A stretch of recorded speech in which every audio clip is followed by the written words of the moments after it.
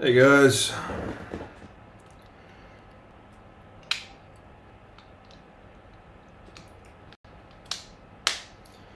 definitely a long time no see kind of deal because I haven't gone live on Facebook in forever. No, I should mention that I am like live streaming across platforms at the moment. So yeah, if you see me on YouTube or Twitch or even X or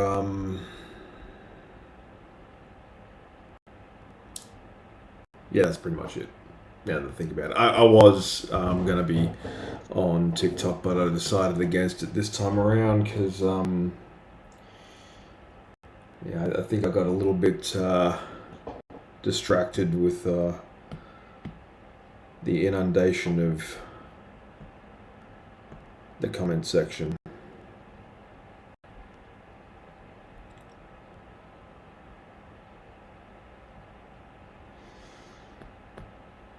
So I hope everyone is currently having or had a very good weekend. The weather has been amazing here in Sydney. You could tell me that it's supposed to be autumn all you want, and I promise you, I wouldn't believe you. Except for the leaves changing, that's all we see.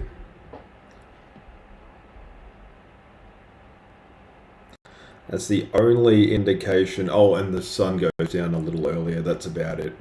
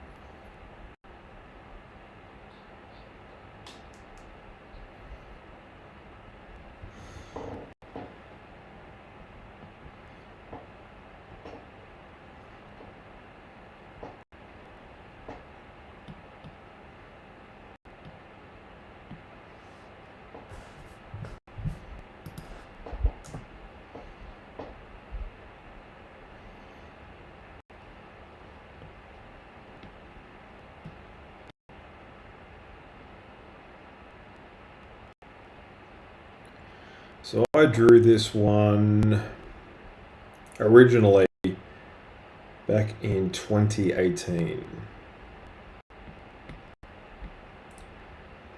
So it is kind of old. Um,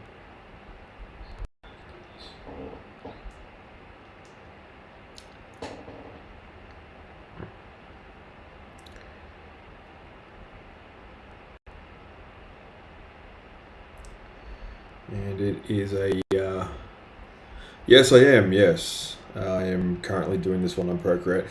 Um, this one it started out as a T-shirt design, but I find that it works a lot better as a greeting card. I mean, it can work as pretty much a whole bunch. Oh, thank you very much. You'll have to excuse me if I sound like Elvis when I answer stuff.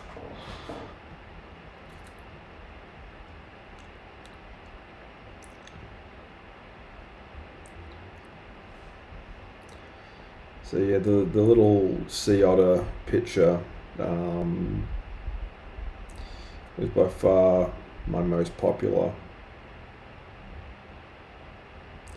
Like normally I draw caricatures, and it's rare for me to draw anything else. So sort of taking the time to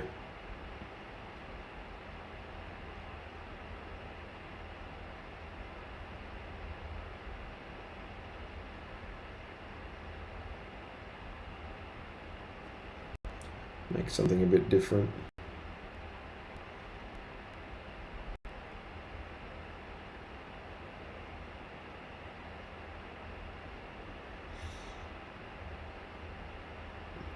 And I'm doing this one ahead of Mother's Day.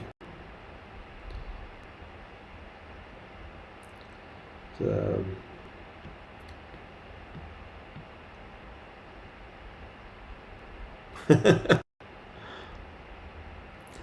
look, I'm still. I've only just started the stream. I've only been live for about 5 minutes, so yeah, it takes a little while for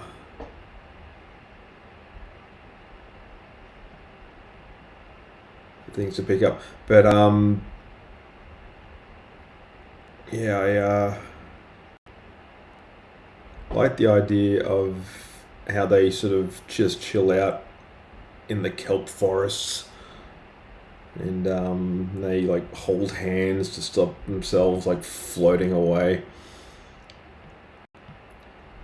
I mean, I have, watched a lot of nature documentaries about how terrifying these animals really are, but, they just are fundamentally adorable when you first see them. Like any um, mustelid, they're related to, what are they related to? Like weasels and skunks and badgers and stuff, and they do share a common ancestor with like river otters. And if you've seen like there are some species of river otter that are terrifying. Like the one we're most used to is like that small little cute one that makes the squeaky toy noises when it wants something. They're quite often kept as pets. I don't know why, but you see a few videos here and there of people who've raised and kept otters in their house and stuff, and they're just cuteness to the max, like all the time, and they're like high energy.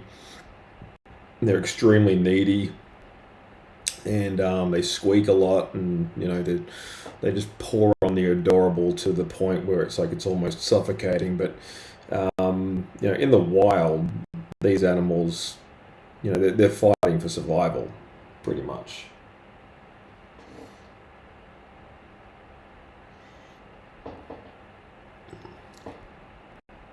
Yeah.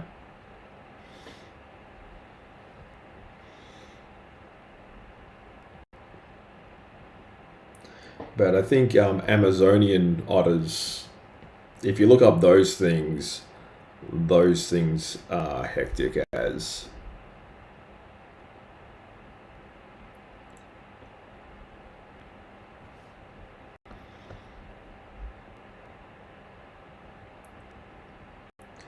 And they don't look particularly like, they look like otters, but they kind of look like mutated otters, if that makes sense. Like, they kind of look like what would happen if like the otters got like sort of spliced with spider monkeys or something. Like the Amazonian river otter, which is huge. Oh, thank you. Thank you very much. I appreciate that. Thank you.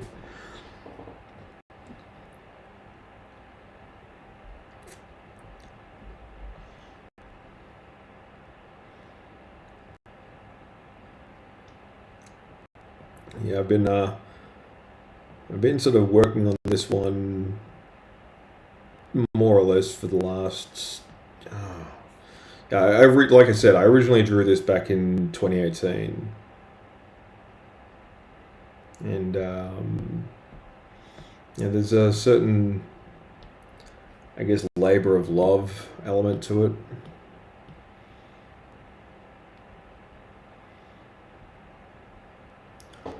Just work on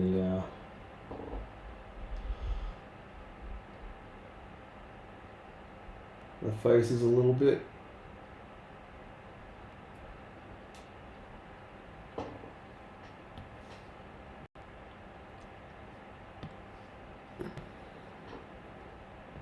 So I got inspired by some other like former Disney animators that I really respect and look up to.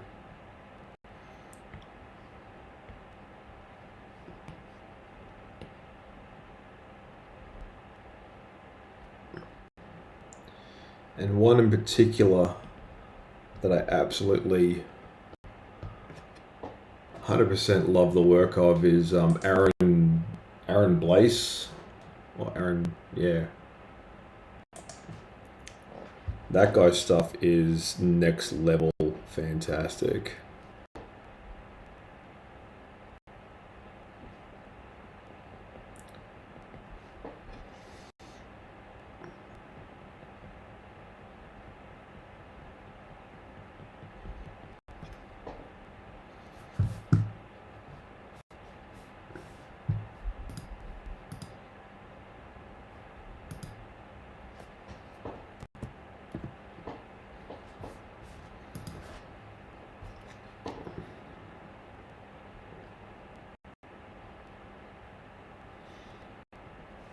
So you absolutely do yourself a favor if you haven't already. Oh, thank you. Yeah. So how I do this one is like I alternate between brushes. So this is an inking brush, but because it's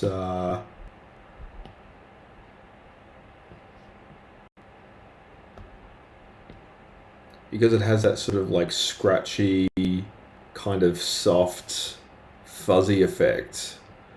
Um, it looks like I'm sketching, like I'm using pencil, which is definitely the effect I'm going for with this one. And you're able to get like the textures and stuff of the fur.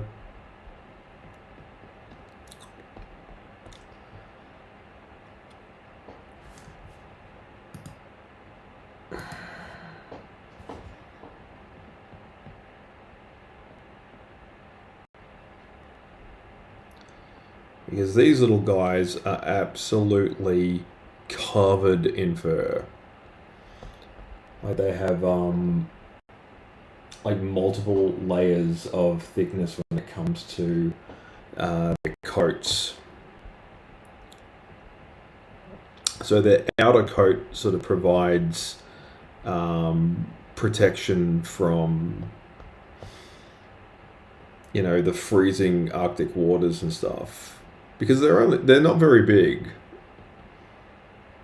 and like unlike seals and other marine mammals, they don't have that kind of dense layer of blubber in the same capacity.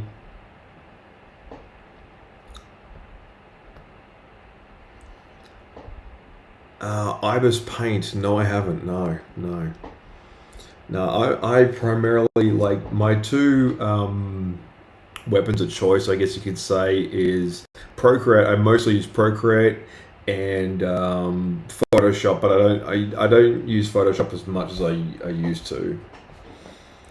Like when I first started out, Photoshop was like my real introduction to digital art. Like before that, all I had ever done, I kid you not, was I used to use MS Paint for like everything. So I just jump on and I'd do the zoom in function, and I would make images a pixel at a time. Like I would just draw as close as I possibly could, and then I'd zoom out and I'd move to another section, and then I'd zoom back in again and I'd draw a pixel at a time. And that's how I taught myself how to draw in MS Paint. And this is back in like 1994, so MS Paint was basically the only digital art program at the time that I knew of slash could afford because I was a kid. So, my options weren't that much.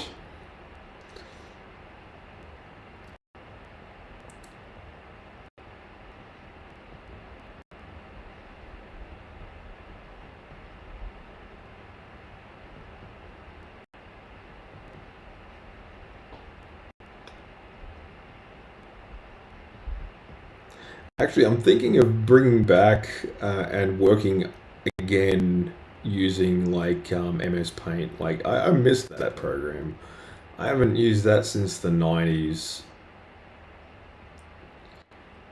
Like when I discovered Photoshop, I never really looked back. You know what I mean? Like you kind of go, oh, cool. Here's the alternative that I've been hanging out for this entire time. I guess I'll see you later. And in a way, like those old like drawing programs became like the discarded toys in Toy Story.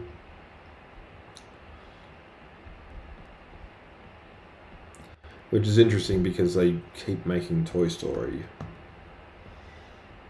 Like, there's always seems to be another one like right around the corner.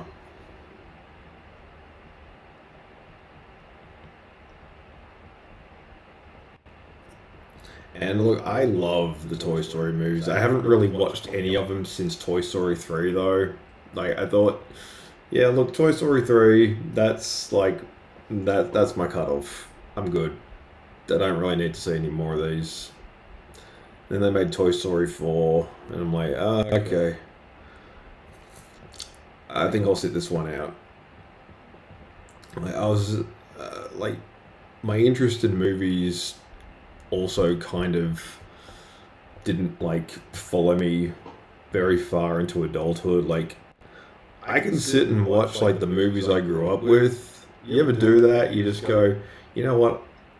I would like to watch that again. And then you sit down and you find it on like some kind of streaming platform and you go, oh, cool, here it is. And you watch it again and you go, this doesn't hold up. I forgot how much this sucks. Oh, here's the part that I hated all the way back then, and it's still here, and I still don't like it.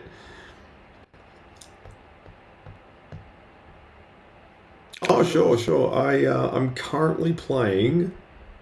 What am I playing? I'm playing a lot of Overwatch at the moment. Getting back into that. Like after they decided, um, after however long it seemed, to like change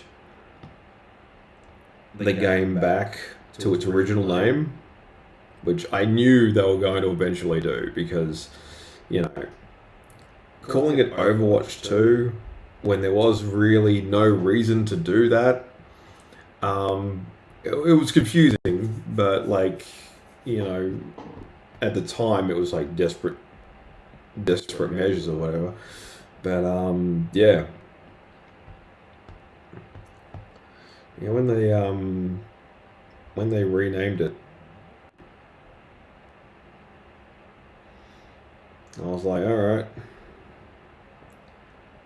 cool. And then they added like five new characters, and I was like, all right, cool. I can see what they're doing here, and I'm totally here for it. I will return to Overwatch and give it another shot. You know, because I sort of played it casually, and I still do. Like I've never turned pro or anything like that when it comes to video games. I just find I just don't have the patience to sit that long. Like I'm one of those people. I need to get up and move.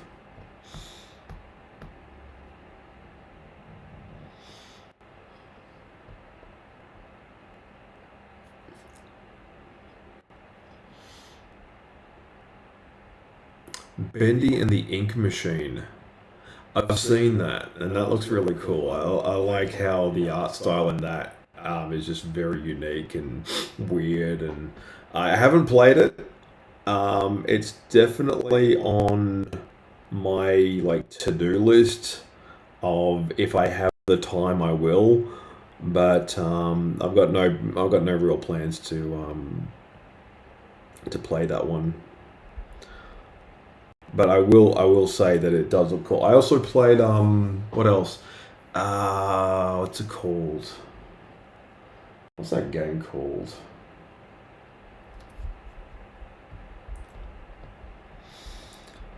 Um, Poppy Playtime. You ever play that? That's freaky as.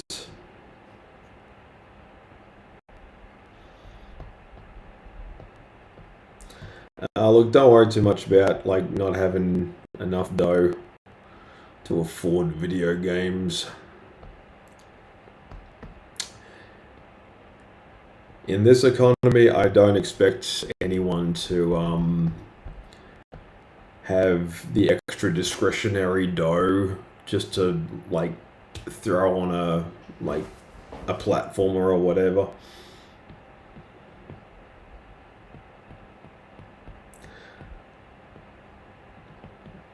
I'm also getting back into the games I grew up with. So it turns out that like 30 years ago,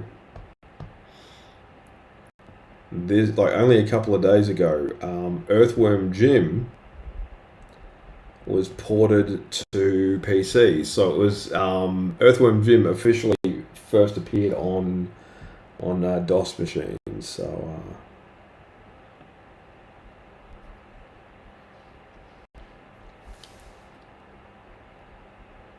no, no, you're okay. Think nothing of it. It's all good.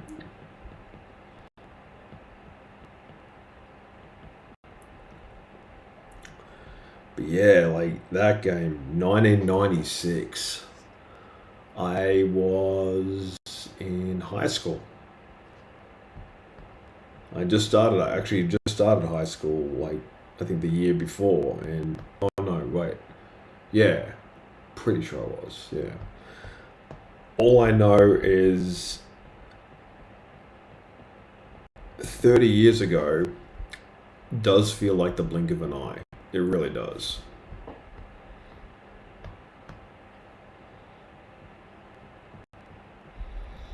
Like I even like jumped on Google Earth recently and looked up like my childhood home and I actually found it. And whoever's living there has not made any major changes to it whatsoever. It's still standing. It's still our house in the middle of our street. And my God, except for some like landscaping and maybe a paint job, the house looks identical to when we left back in like the late 1990s.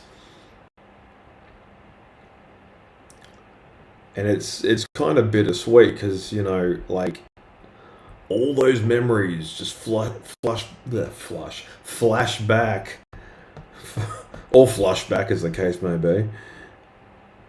And I'm just thinking, wow, I remember everything being way more impressive and way more important back then when I was like, you know, just a kid and stuff. And you come back and you just think, oh, this is actually pretty tiny and not particularly interesting.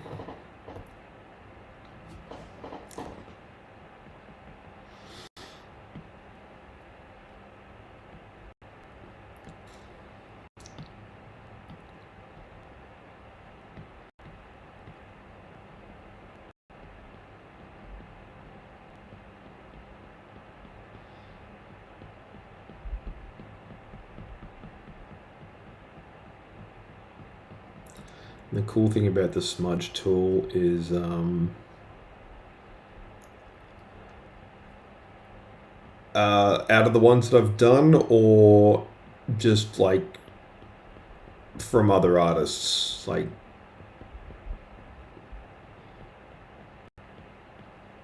I've got an answer for both, but I just need to know which one in particular you're referring to.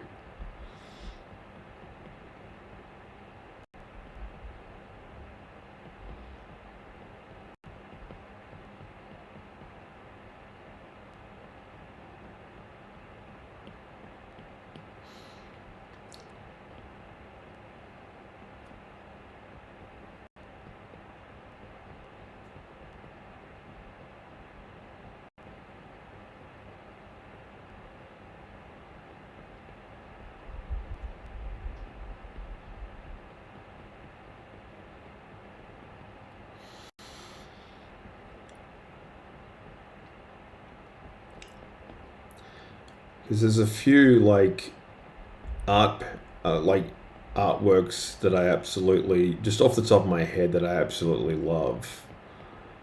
Michelangelo's Pieta. What else? What's another one? The Scream. I love that one. Uh, the one of the guy who's like standing there wearing a hat and like somebody's throwing a green apple at his head. That one's also like a favorite of mine. That's like I can't remember what it's called. Most of the stuff done by Edward Hopper, sort of dealing with liminal spaces and people hanging out, feeling isolated and stuff.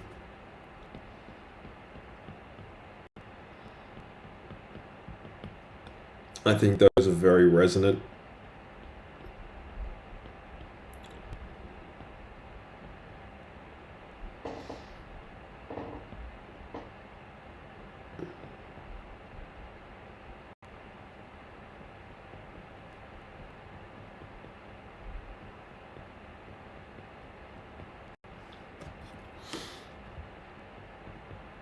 Um, but there's like other art forms that I love. What's it called? The 1950s animated movie of the adaptation for Animal Farm is really really good. I remember watching that when I was a kid, and I was under the impression that it was going to be like an old school Disney movie, and it was not in any way an old school Disney movie. It was very heavy in terms of subject matter. It it looked cute, and it definitely matched that particular style of the time, that sort of very 1950s aesthetic.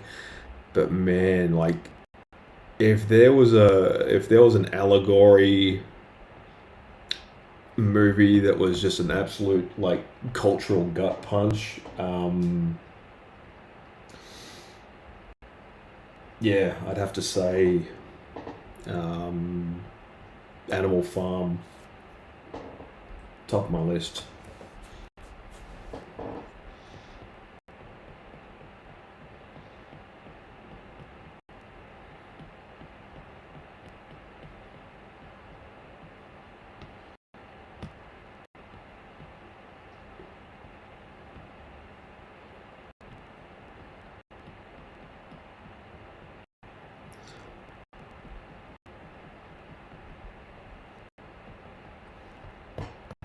There is also some movies that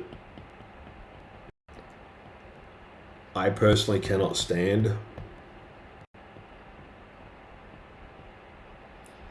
that everyone else seems to love. And there's some movie stars, like there's some like actors that I've not seen a single thing that they've been in. Like I've seen clips, and I'm aware of them.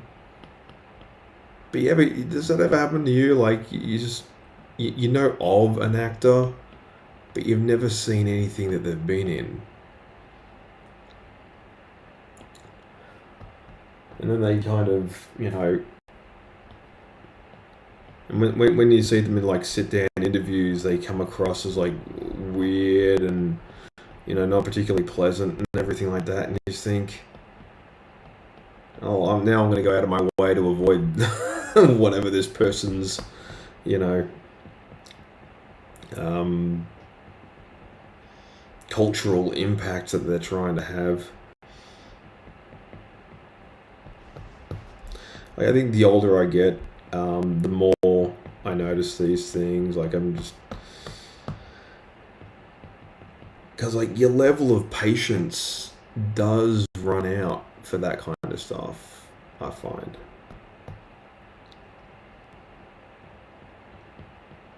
but you do find like this sort of wellspring of I'm gonna give this a shot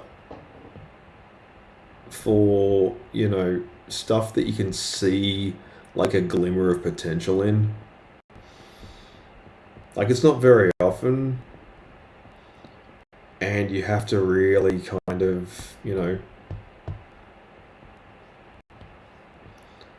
not come across as too enthusiastic about it.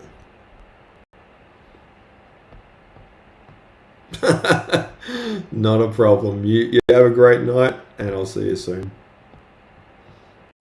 It's good talking to you.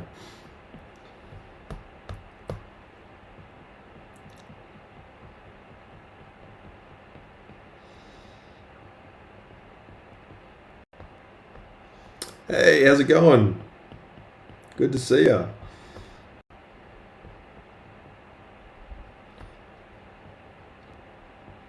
Yeah, just talking like movies and actors and stuff. Like, I haven't seen anything that has Sean Penn in it. Like, I've gone my entire life, and I cannot name a single thing that I've seen that has Sean Penn in it. I haven't seen Fast Time at Ridgemont High. I haven't seen Dead Man Walking. I haven't seen I Am Sam. I've seen clips of these movies, but I haven't seen the movie. Like never sat down and watched an entire Sean Penn movie from start to finish and the credits as well. I've just never done that, and it's weird because like he's been around since I was a kid, and like you'd think that he would have had some kind of like cultural impact, but like it just in Australia, but he really hasn't. It's strange. Tonight I'm just reworking this old one that I've had this in production in one form or another since 2018. So this one I've had it around for a while.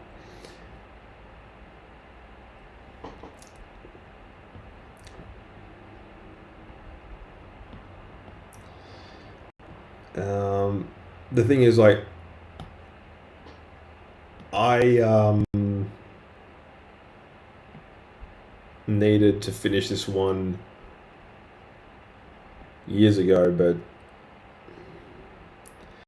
the original version that I printed out, I wasn't particularly happy with. Like, it was fine at the time, but I think to me personally, it just needs a little bit. It just needs something more, you know. Oh, thank you. Cheers. Thanks, man. Cheers. I appreciate that. Yeah, because I was like, you know what? This just needs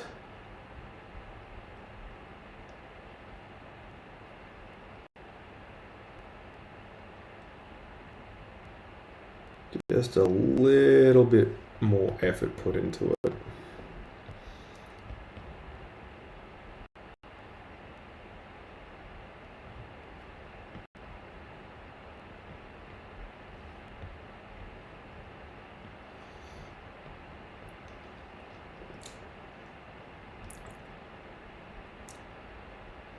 And yeah, this one I'm getting ready for Mother's Day, so it's sort of like it's bringing back in my world at least, it's bringing back a classic.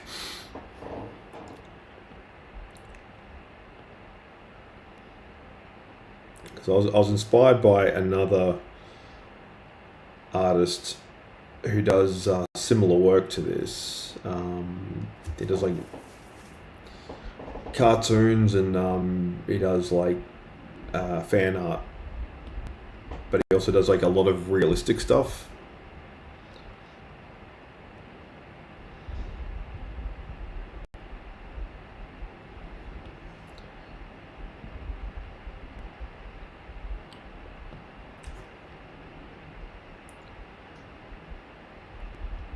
And I wanted to sort of copy him a bit, make something a bit unique for the day.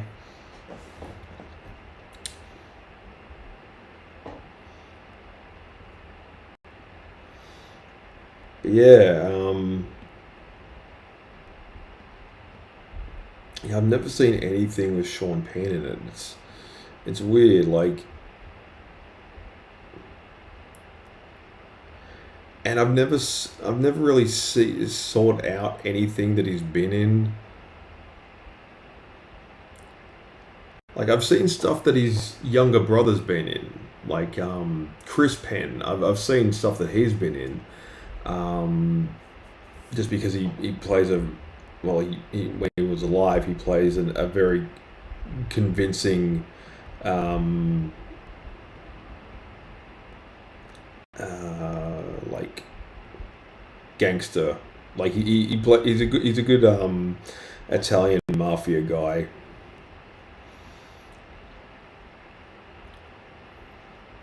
Oh, we got a test.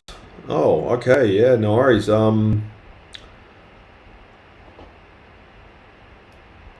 Is it like sort of a make or break test, or is it like a driver's test, or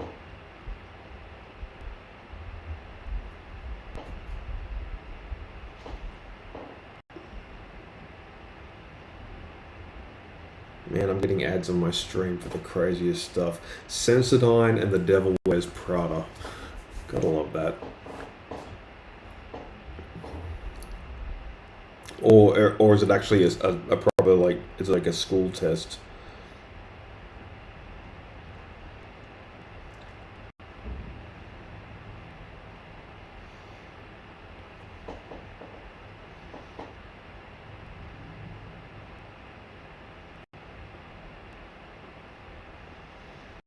I gotta say that the first Devil Wears Prada movie, that is like a guilty pleasure movie. I freaking love that movie.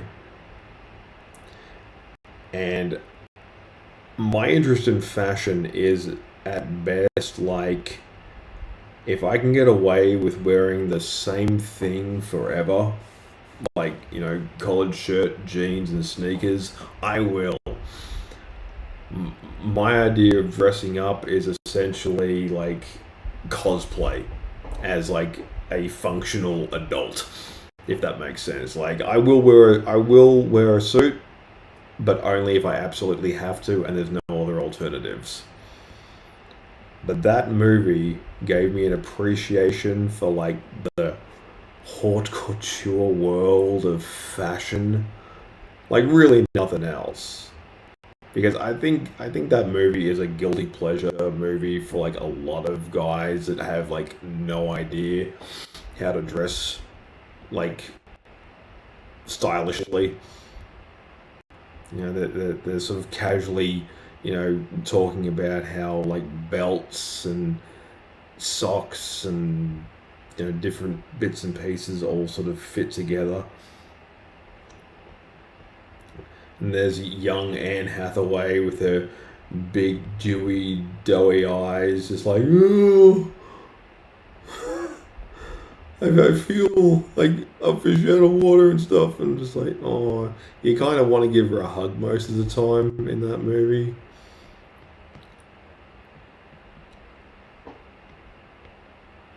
Because even like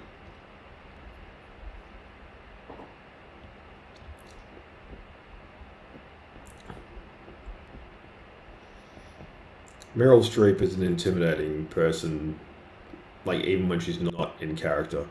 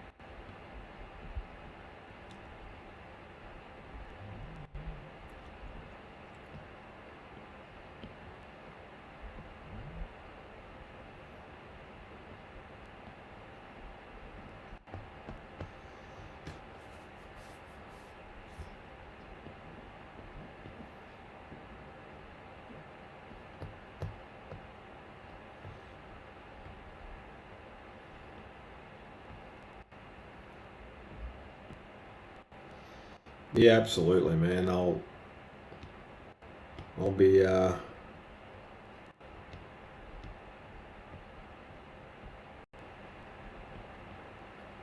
wishing you the best for your test. And that reminds me of, back in high school and just forgetting about stuff and not preparing at all.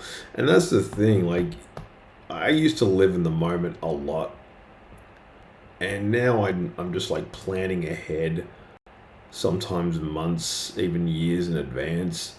It's interesting how things change, your perspective on time. You just think, how can I sort of try to capitalize on every conceivable second out of the day, or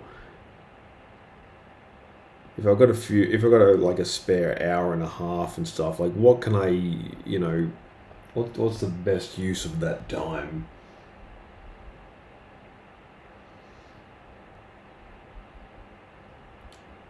Like I have, like the older that I've gotten, like that's how my priorities have evolved.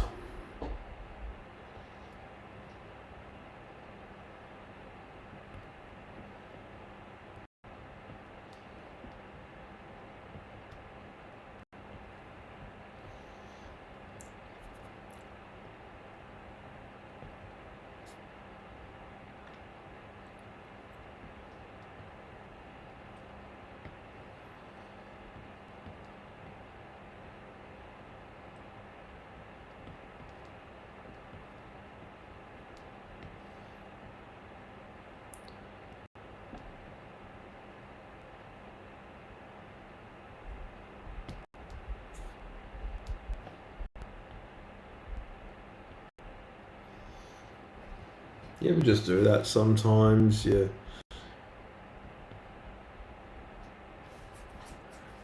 kind of make a bunch of plans and then you think, you know what? I'm going to just spend a couple of minutes just quietly and go out and just look at the stars.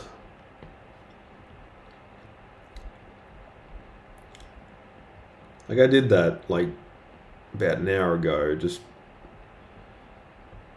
stopped what I was doing.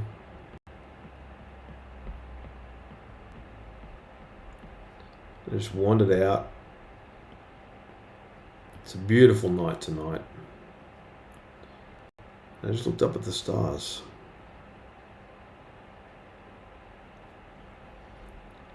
And that's kind of the beauty of it, You get this sort of idea in your head of the enormity and how crazy and amazing life really is. And you think, yeah, I'm in the right place doing the right thing and I'm sharing it with the right people. This is great.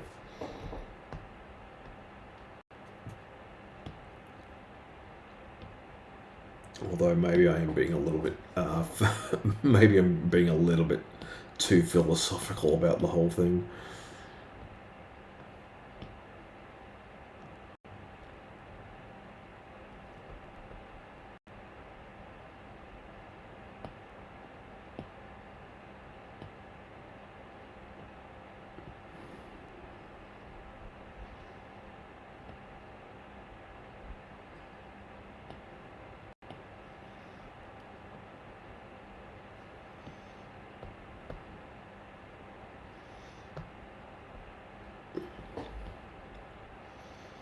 I was, you ever get a song stuck in your head? Like right now, I've got Penny Lane by the Beatles just playing on repeat in my head at the moment. And I love that song. It's just layered and fun and random and English.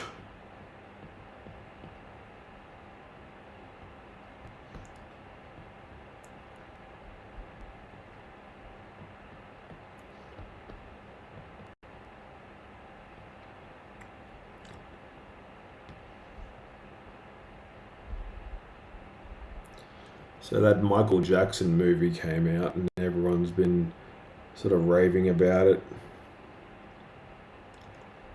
And honestly, it looks kind of cool. It looks like they've definitely like had a bit of a breakthrough when it comes to biopic movies.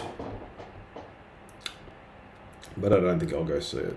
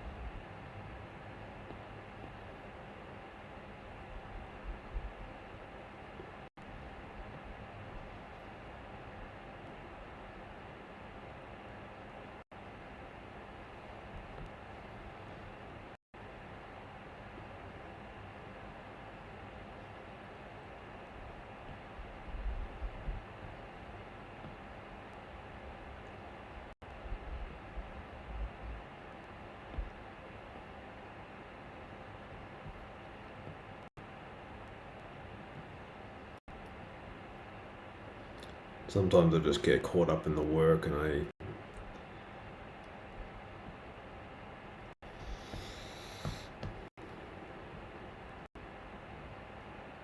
I just love the fact that I get to do this as a job. Although I wouldn't describe in like the most literal sense that what I'm actually doing here would be considered a job, but it is a job. Like it absolutely is a job.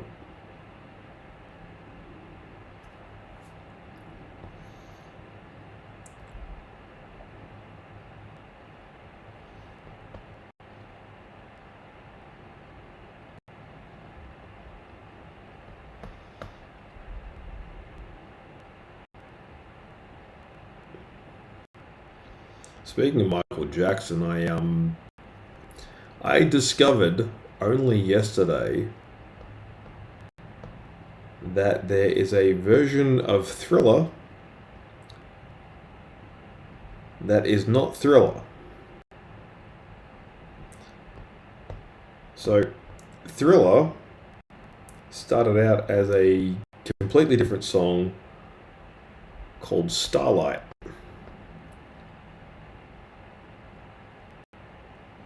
And, it was like Starlight was a pretty decent enough like song, I mean, professionally sung, but to make it an absolute banger hit, the engineers and Michael Jackson himself went back and they just reworked the whole song, but they kept all the structure to it and everything like that. Dun dun dun dun dun dun dun dun dun dun. Like all of that's still in there, but they just reworked the lyrics completely.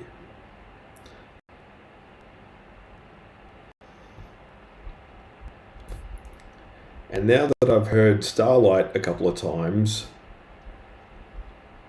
I can't hear Thriller the same way ever again.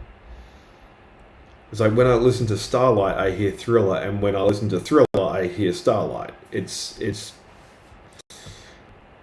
does my it does my head in, honestly.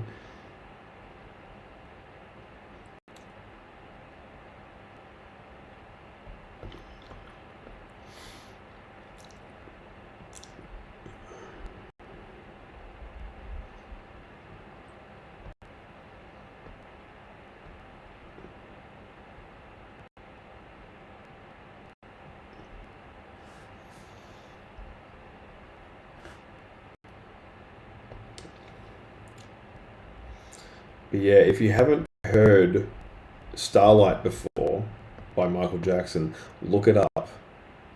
You will not be disappointed. It is a very good song, but it's not as good as Thriller.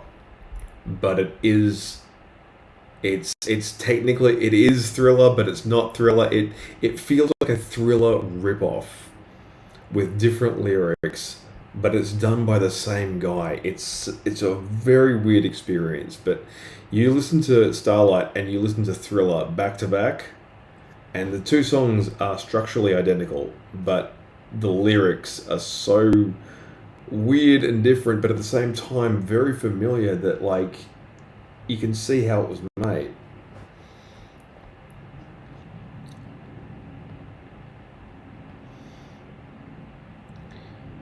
And I kind of like how the decision making process happened. You know, I listened to this. I watched this TikTok of this old music engineer that used to work with Michael, and you know, he just said, um, we just took this song that he'd already done, and we made it about like ghosts, goblins, and zombies. And it just turned out to be an absolute sleeper hit banger.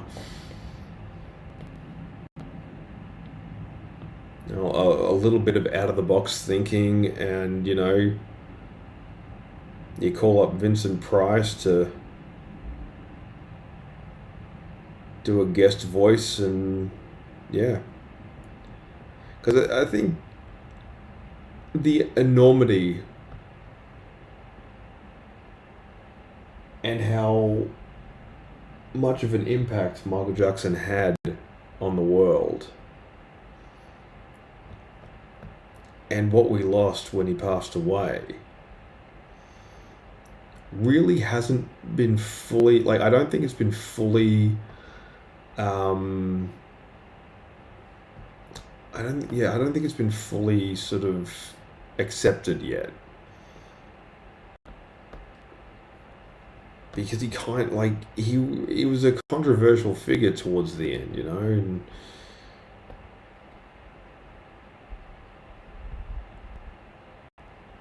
they made him look, you know, ridiculous and psychotic and all that stuff. And I think a lot more goodwill towards him has kind of since emerged in the years following his death. And that's just my opinion. I could be wrong. But, you know, there's an episode of The Simpsons, for instance, that will apparently never be streamed on Disney Plus because it has Michael Jackson as one of the guest voices in it.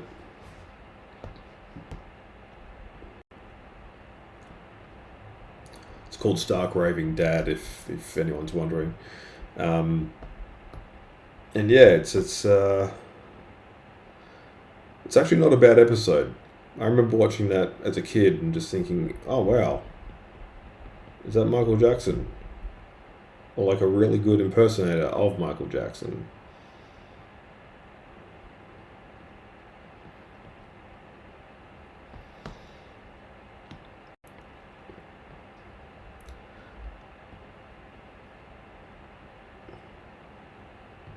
Like these days, you know, his family handled the making of the movie, and you know, there's a lot of stuff left out of it.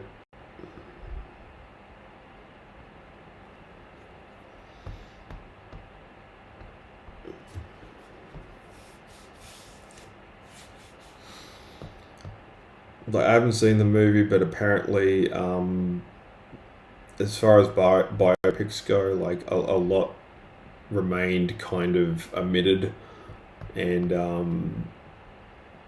there's like a hard cut in terms of like the chronological timeline of Michael Jackson's unbelievable like life journey slash story, it kind of ends pretty abruptly at 1988, sort of like during the tour for the album Bad.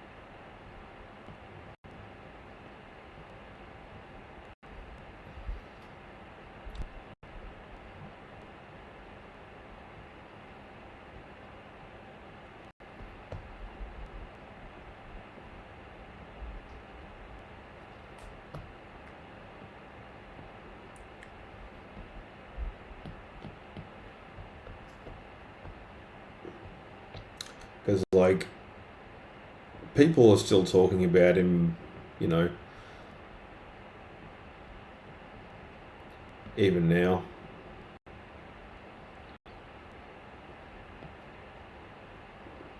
And his family has sort of been trying to fix his legacy and sort of do a bit of damage control, but at the same time, like, you know, just the sheer amount of money that he made in his lifetime.